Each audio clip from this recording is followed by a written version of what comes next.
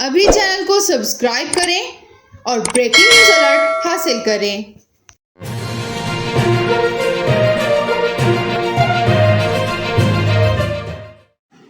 वफाकी काबीना ने आइंदा माली साल के लिए बजट की मंजूरी दे दी। ज़राए के मुताबिक वफाकी काबीना ने सरकारी मुलाजमीन की तनख्वाहों में 15% इजाफे की मंजूरी दी है। ज़राए का कहना है कि सरकारी मुलाजमीन की पेंशन में 5% इजाफे की भी मंजूरी दे दी गई है। ज़राए के मुताबिक मुलाजमीन की तनख्वाहें बढ़ाने से ख़जाने पर 71 अरब 59 करोड़ का बोझ पड़ेगा। सरकारी मुलाजमीन की पेंशन में अप्रैल में 10% इजाफा किया गया था।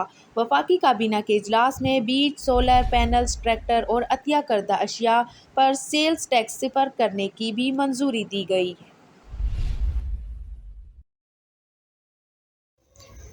अभी चैनल को सब्सक्राइब करें और ब्रेकिंग न्यूज अलर्ट हासिल करें।